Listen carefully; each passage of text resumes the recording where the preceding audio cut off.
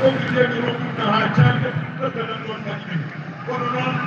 ɗo commune ko commune koyemo jeeɗa o woni commune Ndouloumaji Suleɓe o woni Ndouloumaji Teddo voilà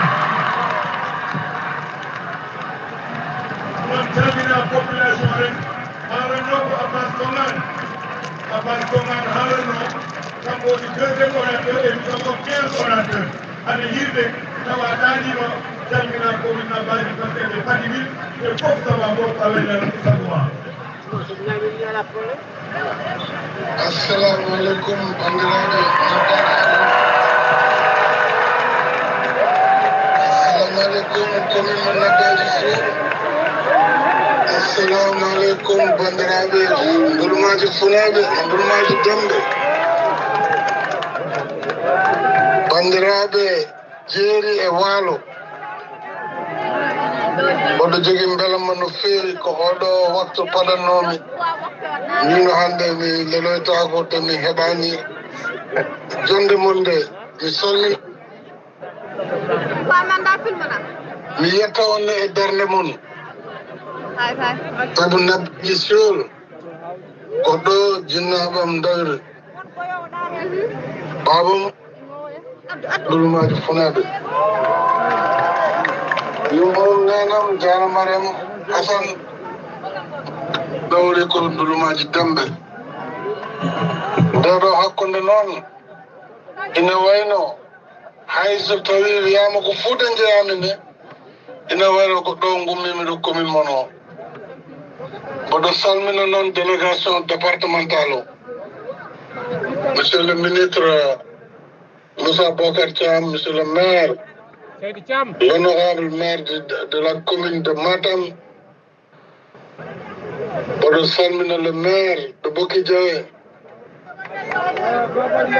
Bodo Salmina maire du département de Matam Fof, Gila arrondissement de Bossaya, Haye Ngenar, gorko hen debbo en fof mboɗo salmina on oɗo salmina noon Ndouloumaji naaɓe mboɗo yetta ɗumen no feewi te min de kam mboɗo andi onon mi anda holɓe nde kam kono wona onon ƴewata Macky Sall wiye ne jippine less walla ne hoyne oɗon jaaɗa hen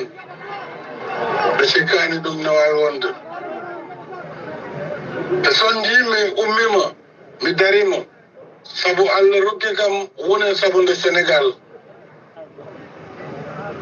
Allah rengi kam leydi ndi duuɓi 12 kala ko mbawnomi e ko mbawmi waɗi ɗum belle Sénégal ne yara yeeso ɗum aduna fof settima ɗum aduna fof yii gollam e golle men ha tengti ɗon e Fouta laabi men mi yii hanke ne jaaɗon ha Ndoulouma ha Guijulon laawol ngol no wayi e ilam ɗam ko laaɗe ƴeftuɗon ɗum fof so Allah jaɓi min darni no programme mo ngannduɗaa ko gila hoore fonde ha Guijulon hande jettoytoɗa Matam jaha ha Wawnde ɗum fof woni laawol Dande Maayo ngol oɗon nganndi